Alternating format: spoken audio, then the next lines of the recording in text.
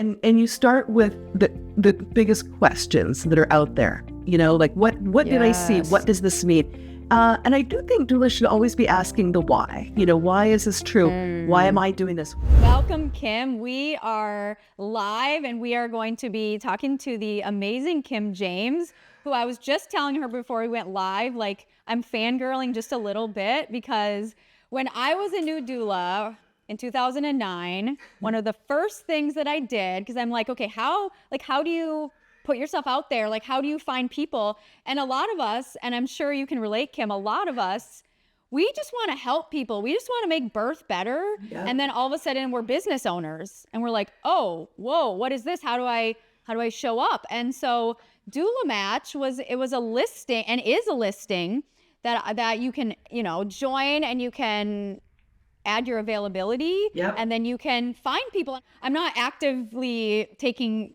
new clients right now, so I'm not currently like listed, but I just thought it was just such an important, powerful piece because I remember, and I was also telling you, in 2007, when I had my first baby and I was like, figured out what a doula was and I Googled it and I was like, there's one an hour away, but I couldn't really, and I couldn't afford it anyway, but I was just like, I couldn't find it. And so it was just such a cool piece. And I know that's even just a part of what you do. So I would love, because there's a lot of birth workers like trying to figure out like, what do I want to be? How do I want to show up? Yeah. What's my role in shifting this paradigm? And I just love to hear your journey and just like tell us your tale.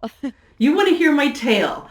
Yeah. Maybe the condensed version, just like how you like your journey, your professional journey. Cause I feel like that's just a huge, people don't always see behind the curtain in that regard. Exactly. I wonder if my journey was similar to yours, Lindsay, that having children kind of changed everything. Totally. So I had children, and my first is going to be 27 in June, and that just changed my trajectory. Before I had my first, I was working for Starbucks back when Starbucks was just, a moderately sized coffee company in Seattle, maybe a few other cities around the U.S. And I never forget my last company meeting that Howard Schultz was thinking, like, someday we'll have 2,000 stores. That's our goal. And wow. I feel like how many do they have now? It's way more than that. Oh, I don't even know. 16,000, I'm sure. Wow. That might be undercounting. But so, that's like back, 96, 97. And so I had my first, and what I remember is being in a Barnes and Noble, if this is way too much detail, you'll stop me. You go for it. I want to hear. I think because it's lovely. I think this really is like, this really is the trajectory. This is going to change everything. I'm in a Barnes and Noble bookstore. I'm very recently pregnant.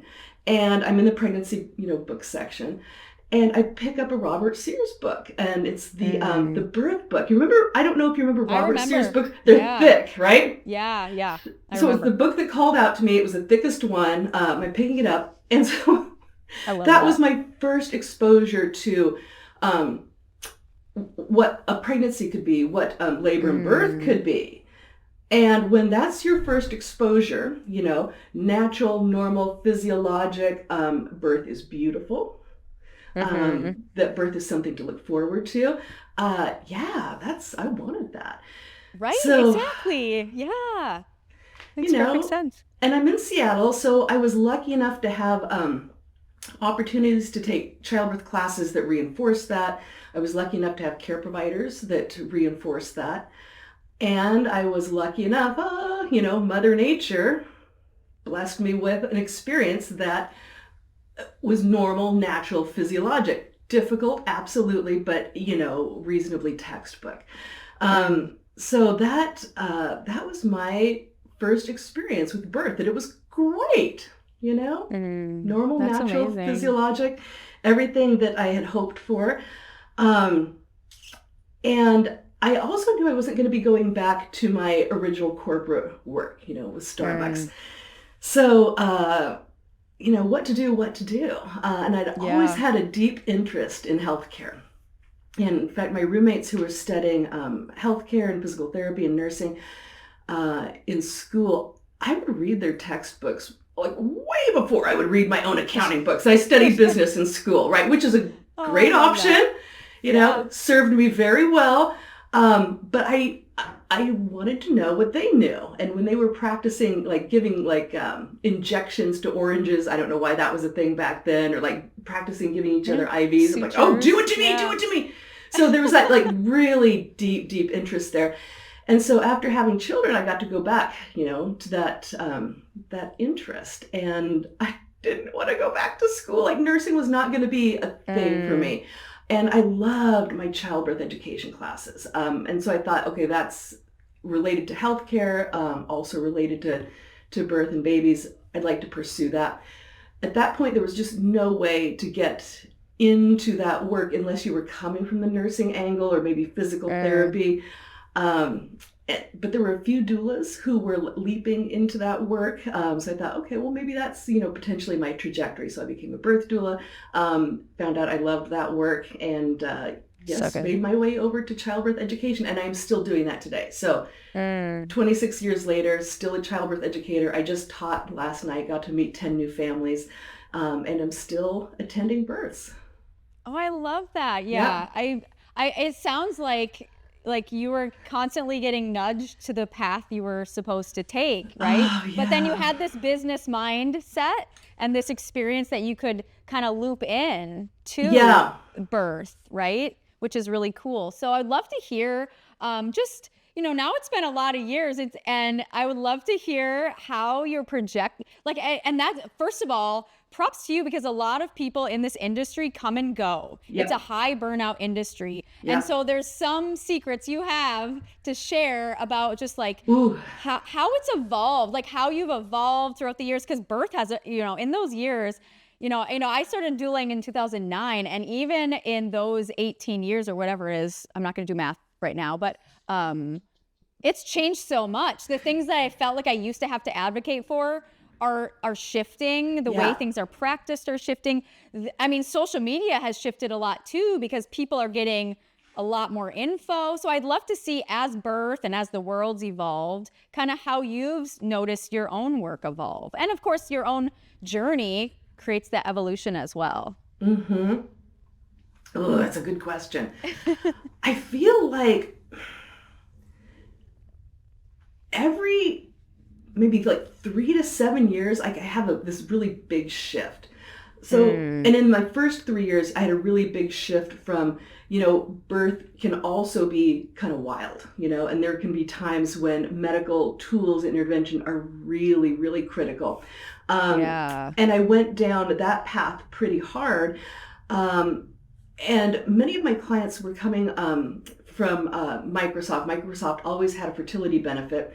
And so many of my clients were just a little older, used reproductive technology to achieve their pregnancies, and were actually going to be using quite a lot of technology to be able to have their babies.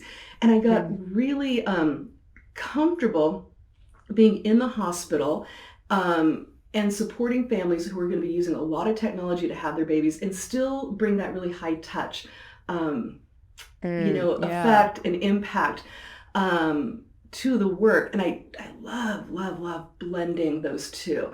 And so that was a pretty big shift from where I originally came, right? Robert Sears, all natural, all the time, to like, oh, hey, look at this. Like, technology actually ain't all that bad. In fact, we can really blend the two. And when we take the best from both worlds, we've got some real magic here. So big shift. And then when I look back over the years, like, yes, every 3 to 7 years, like something kind of spins my head, and I go down that rabbit hole. Advocacy was a really big study, and like what really is advocacy. And really, when you look at the doula's role, like everything we do is in service of emotional support.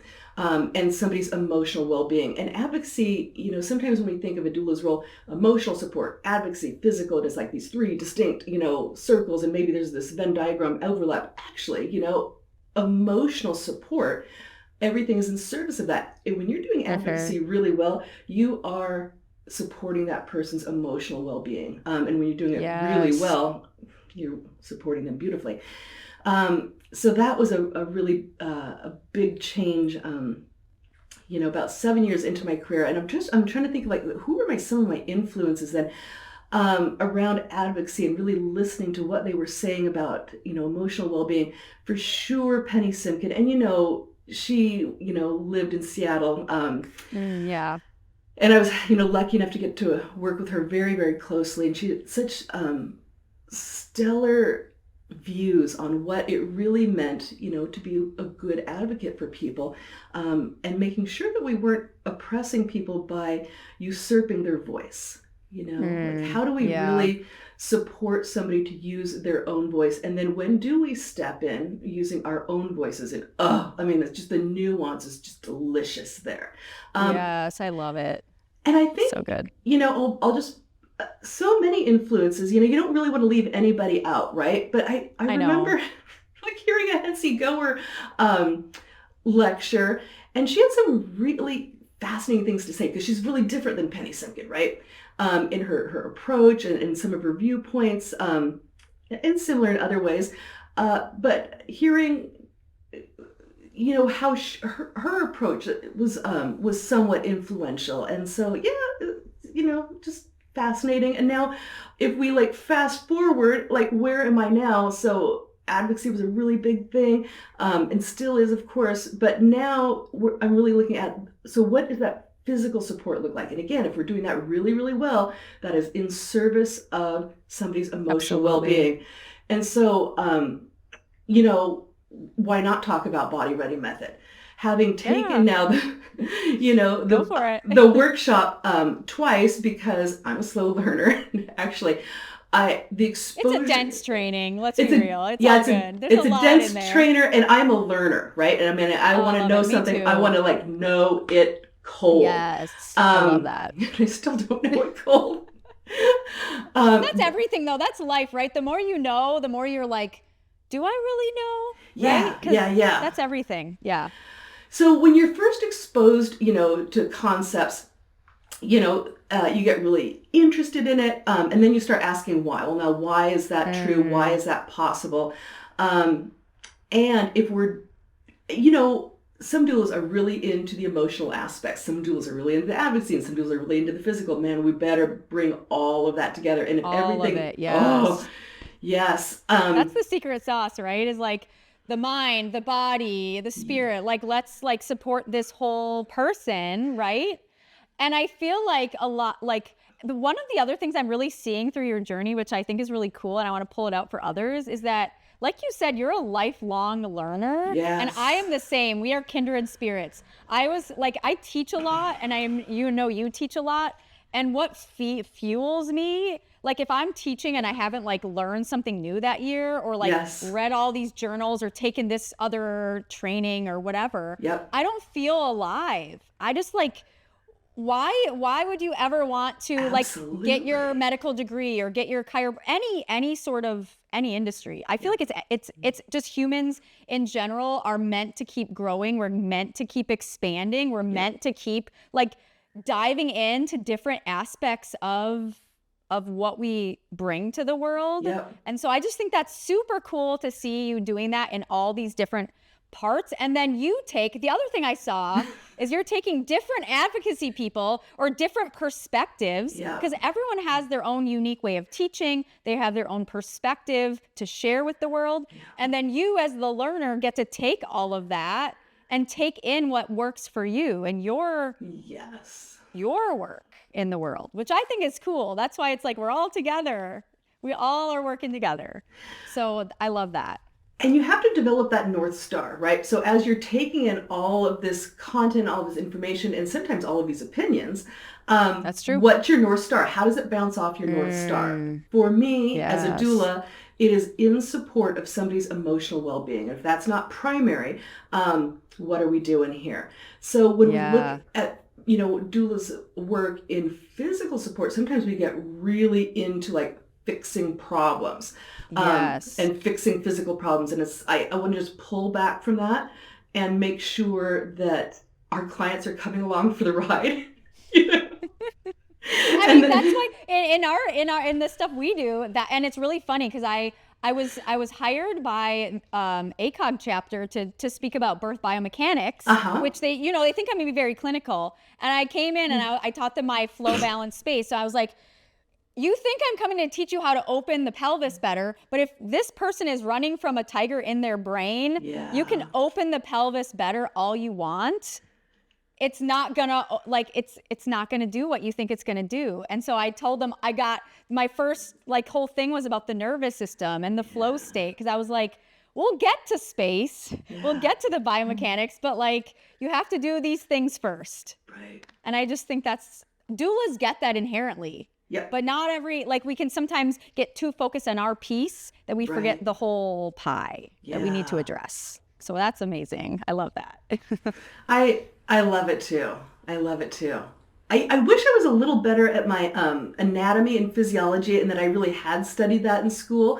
But I've got, and this is part of, I think, doing this work well and doing it sustainably, is you have to have the right people around you. So I have great access to licensed massage therapists who really do know their anatomy and physiology, and I can go, hey, Lori, what does this mean? What does insertion and origin mean? These things. That is not anything that I learned in school, but I have access to people that can, help me learn on the job.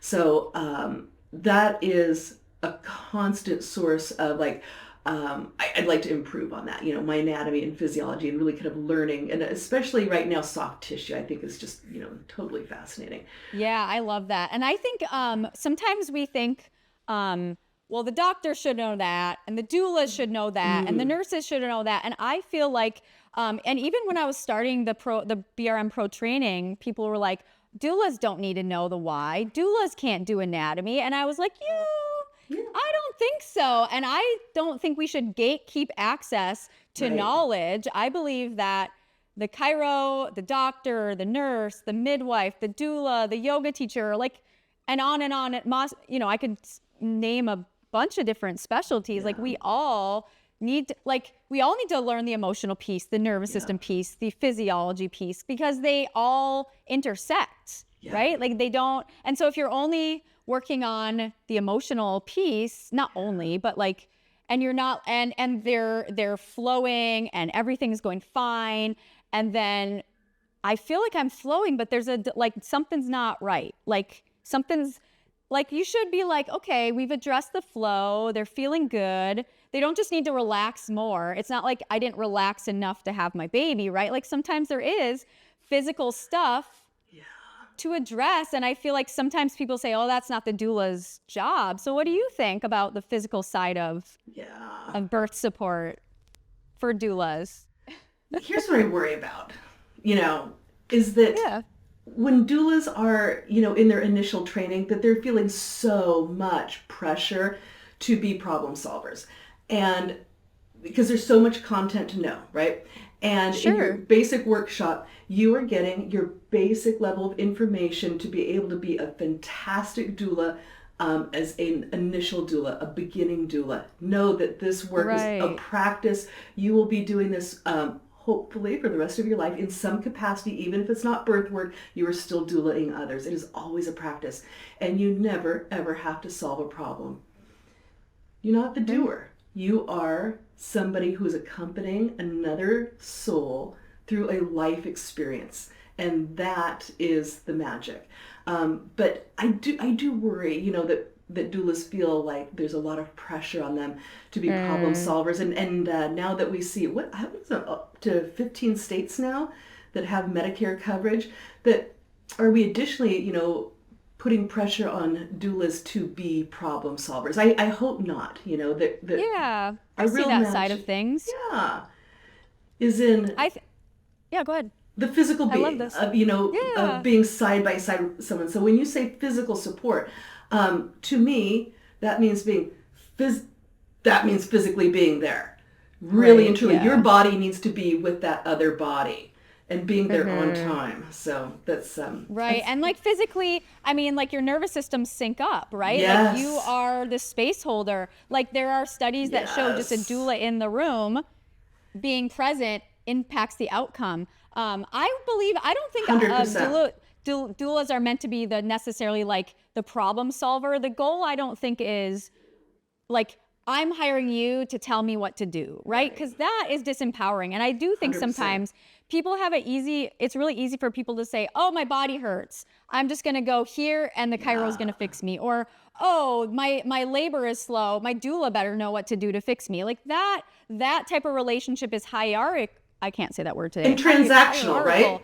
Yeah, and what we're looking to is we are looking as doulas, and hopefully all of us is looking to bolster up that family to be the boss of their birth, their life, right? And so, but some of that comes with some problem solving sometimes. Not that we're solving a problem, but like as we grow into the doula we want to be, like some of us may feel really excited about learning some physical support tools. Like if somebody is stalled in the mid pelvis, let's say, like I believe, not that the doulas should know what to do always, but like as they grow and are interested in the opportunity, they can absolutely be like, my client clenches their glutes. I see this in all of our meetings.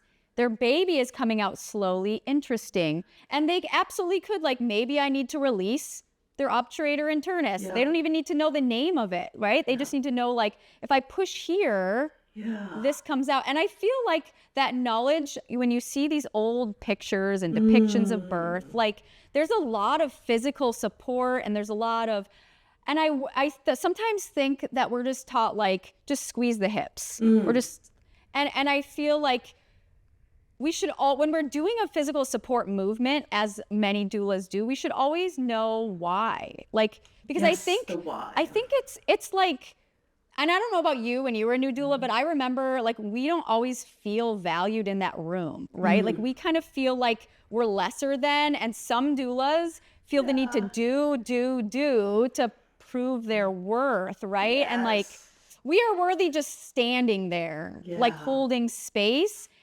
But also we have a lot of skills too. So I don't know. That was my, like, this is a complex doula topic, and I love, like, dissecting it with you, because there's little nuances in there that are important. So I think every doula needs to decide, like, where they want to go with their journey, right? And what type of doula they want to be, because not everyone needs the same type of doula, right? Truly. We're all unique. So I would love to hear, what do I want to say? I want to ask you, like, how, what success looks like to you as a birth professional. Like, I feel like a lot of birth professionals are trying to find their place, and they're trying to suss out what that means for them to be a birth professional in the world. And I would just love to see, like, what that means for you, just like being in your power as a birth pro. Well, if you're like me individually, like just as or whatever, however you Kim interpret James. that. However you interpret that. You know, at the end of the day, I want folks to be able to go home with their babies, you know, as a doula, and just say, I would do that again. Like, maybe it wasn't, maybe I wish Mother Nature had, you know, dealt me a different, you know, hand of cards. Maybe that wasn't the birth I expected, but during that experience, I would do everything the exact same way. I'm proud of the decisions I made, even though they were decisions I didn't expect I'd have to make. So that's good. If we can get to that place, that is absolute success to me. And love that. Yeah, I love that too. You know, I want people to be joyful, and I want them to be proud of themselves. Yes. Because I think that sets you up for confident parenting. I don't want anyone to have to, you know, process something terrifying that they can't make sense of, you know, and we know that happens. And sometimes really unexpected, very urgent events, you know, that's gonna happen, and we should be processing that immediately after the event.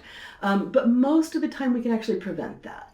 So yes, that's so true. And, you know, I think people focus on the outcome, and it's about the journey. As a doula and as a birth birthing family, right? Like it's about our journey as doulas, right? There's not a destination. You're not going to end up like you were saying, I still don't know all the anatomy. Like I still don't know all the advocacy, right? Like it's all like we're all on a journey that never ends. And that's the same with as humans. That's the same as families. And so part of that is like, maybe this is not that to say that trauma is necessary, but like for me, I'm looking at my first birth. It didn't go the way I wanted it to go, but then that's what made me obsess over all of this for the next 20 years. So like, I'm grateful for that journey. And like, it is about how you are. And they even say a lot of trauma in like, if somebody has a more challenging birth, how were they heard? Were they heard? Did they have autonomy?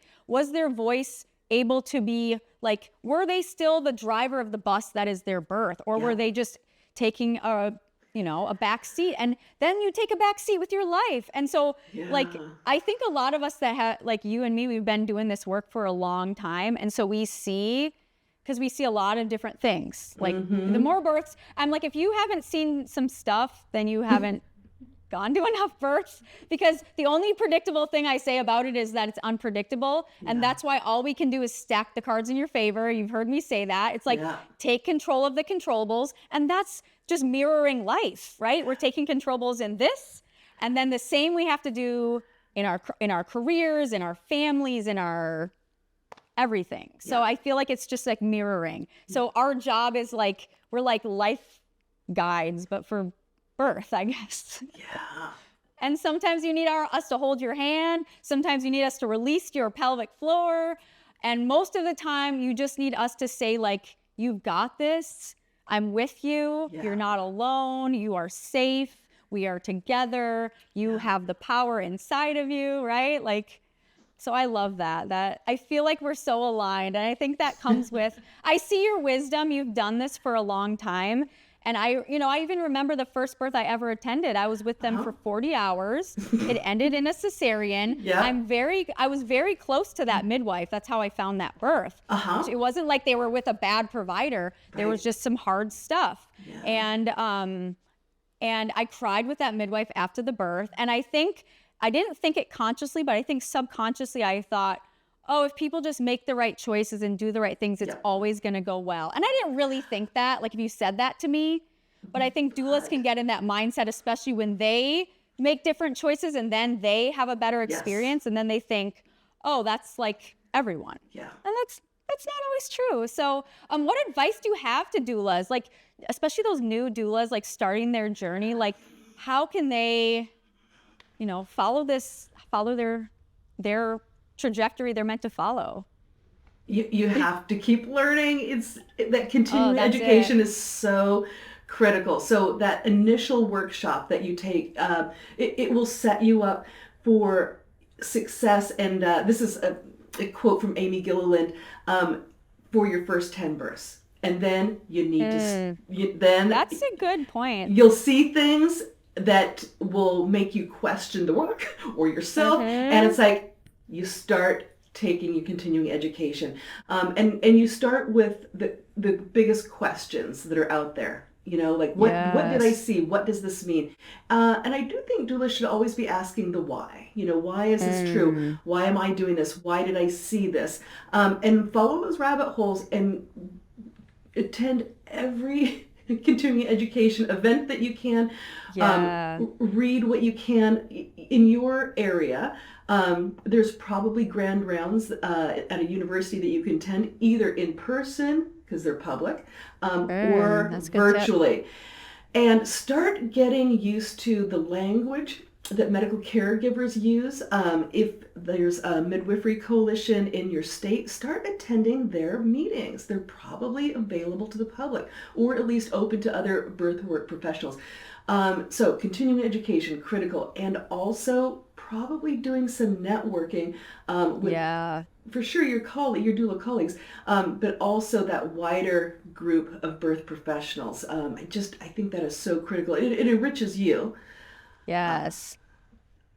I think it helps you not burn out too, right? Because I feel like we can't do this work together. If after a birth, I need someone to talk it out with, right? A safe space. We also we all do different things. Like you need to find the pelvic PT that you can tell your people to go to. You need to find this is the person that I always send people to for this. Like we can all work together. I just see your wisdom through this, because a lot of new doulas, it's very overwhelming to know what's next. And I like the 10 births, because you do learn and you still are very, very valuable in those births. Let's be real. Because I think the other thing with the trainings is people think the trainings are what give me my value, and the trainings do not give you your value. They just enrich your life. You are already valuable, right? You are a valuable doula, just being there and as you grow, it's not that your value grows, you just feel more, it's more fun. Like, I don't know about you, but I have more fun when I'm like, oh, I it's like a little puzzle, and I get to be like, ooh, maybe I could do this, or ooh, and it's fun, and we want our work to be fun, and we want to feel like good at our work. So yeah, I'm gonna learn until I die, and then I'm probably gonna still figure out a way to take some other training. So I like, not to bring it back to BRM, but I would love to hear, because you said you took it twice. I'd love to hear how BRM's pro training has fit into the work you do, because there may be doulas listening or other professionals who are thinking like, interesting. I would love to know what Kim James thinks about this pro training. Right. So how do I use my 2 BRM workshops? Yeah. Like every day, all the time. So I'll give you an example. Like just last night, I started a new Lamaze workshop. And while I'm not going to like teach people, like a BRM class, because that's not what my Lamaze workshop is going to be about. Thank God that I've got the BRM programming, that if I've got a group of interested people who really want to prepare their bodies for birth and postpartum and parenting, here's some programming that seal of approval, like this is a quality program that you can get. So one is having just access and really knowing what the Body Ready method is based on the 5 pillars. That has been critical for me as a professional to be able to give a really good resource to the parents that I'm working with. Absolutely critical. And the same thing, with doulas that I'm training is like, when you are looking for continuing education, you're going to have lots of different opportunities when you are ready to start enriching, your physical support. What is the word I'm looking for? Peace? I don't know. Peace, yes, like side, exactly. I don't know. Words are hard. You've got lots of different choices, and Body Ready method and spinning babies are out there for you. So you need to put a pin in this as something to achieve in the future. Doesn't need to be immediate, but it's something for the future. So I love having that resource out there to be able to refer to people. Then how do I use that in my own professional life? So I have this really unique role right now. It's very unique. At the Swedish Medical Center, we have a doula program where we refer patients to independently contracted doulas. But I have this other unique role where I actually work on the floor 12-hour shifts as a doula for families that come in and just need additional support. It's kind of my dream job. Sometimes you get lucky. That's awesome. Yeah. It's wild. It started, during the pandemic, and hasn't really gone away. So let's keep it going. Yes, Anyways, let's do it. What is happening there is, and I will also say this. We should probably not be calling this doula work. It's not continuous. I don't know these clients before they walk in, so I would prefer. I think the word doula and that term is absolutely sacred, and it refers to the relationship that you have to develop with clients, because that's part of where I think we see our obstetrical outcomes improve, is that relationship. Sure. I think this could be called something else. I don't know what to call it. Labor and birth tech. I don't know. Who knows? But there you go. So back to BRM and how I use that in that role. I've got nurses and physicians who, when they're working with a family, and they're really, they can't be at the bedside 100% of the time, are so very curious about, so we've got this problem, we've been at -2 for, X number of hours, and actually they're not even getting that detailed. They're like, we don't know what to do. This labor's taking a long Yeah. time to They get don't know the going. questions to ask. Yeah. Exactly. And so I can come in, with my body ready knowledge and some body ready resources. And I have to say, these have been so Oh, yeah, the invaluable. I don't cards. know. Yes, Yeah. exactly. Yeah, so Because you're only allowed to purchase those if you're a pro, because otherwise there's a lot of nuance to the content. Yeah. absolutely. And picture's 1,000 words, right? So Yeah. if you have to describe a technique to either another professional or really to a family member, if you're game, here's what I'm thinking, and here's why we think this might work.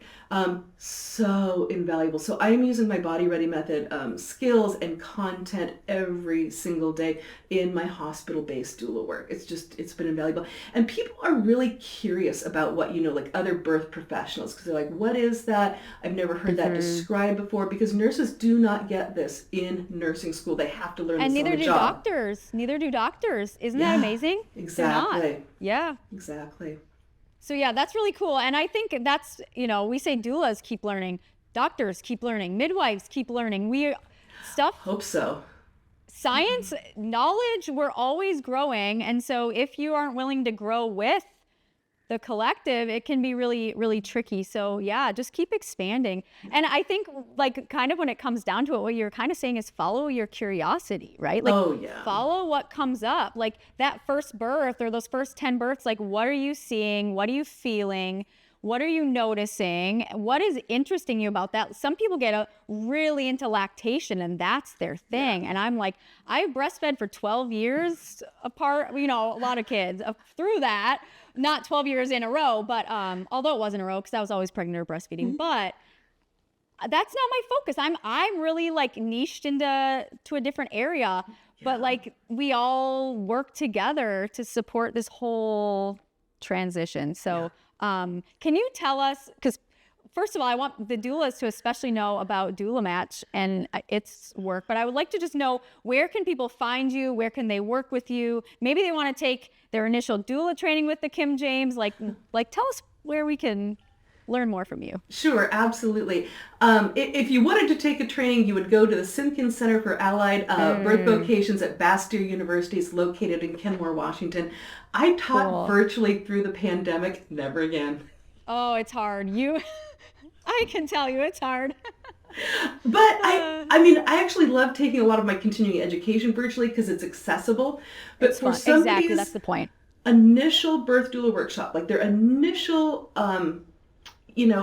foray into this, I really like working with people hands-on. I want to see them use the skills. I want to give them feedback, that demo, return demo. I just want that to be 3D in person. For me as an instructor, that's what I like. Anyways, Kenmore, Bastyr University. And then you asked about doulamatch.net, and that database is so near and dear to my heart. It's a project that my husband and I put together. We work on it every day, dinner time conversations. I'm sure you have the same thing, with your partner, right? Like these business conversations at dinner. And I will tell you that Doula Match, while doula is in the name, that Doula Match really is a resource for parents. And that is where my heart is. So is supporting parents. I want parents to use doulas. I think doulas are invaluable. And I want parents to have a friction-free experience in finding a doula. The number one issue that I find with parents trying to find a doula is that they cannot find an available doula. There's lots of doulas out there, but not all of them are going to be available for somebody's due date. Because, doulas take between 1 and maybe 5 or 6 clients a month. Yeah, that's probably about right. Yeah, people book up. Yeah. So when people get referrals, from their friends or their doctors, and they call those doulas, what I found initially is that parents would they'd make 3 calls. And if they got 3 no's, I'm not available, or the doula didn't call back, hate that, that parent would stop looking for a doula. And it killed me. Oh, man. So that's why Doula Match exists. That availability is first and foremost. That's how we rank our search results, and that doulas have the opportunity they're in complete control where they show up in the search results. You update your availability every day. You are number one on that list. I You love never that. update, That's really cool. you fall Yep. down, down, down, down, down. You'll never show up in search results if you don't I'm update sure your I'm still in availability. there, but I'm down low. Yeah. I have to look now. You'll have Which, to look for my name. when That'd you be think adorable. about it, like that's exactly the way it should work. If you're not available, Exactly. you Yeah. should not be showing up in search Exactly. results. And I'm not available, so I should not be showing up, and I hope I'm not. But It's yeah, working. It's that's working really then. cool. Yeah. I love that. So That's for- really innovative and really not the way it's always done. So thank you for doing that. Exactly. It is not just a listing service of all these doulas, or like a listing service for, like houses to buy. Nope, you're Yeah. only going to see the ones that are really right for you and available. That's super cool. Well, Kim, this was a really interesting conversation, and really, I think especially doulas will see a lot of wisdom in that journey, and hopefully they'll take it in as like their own unique journey.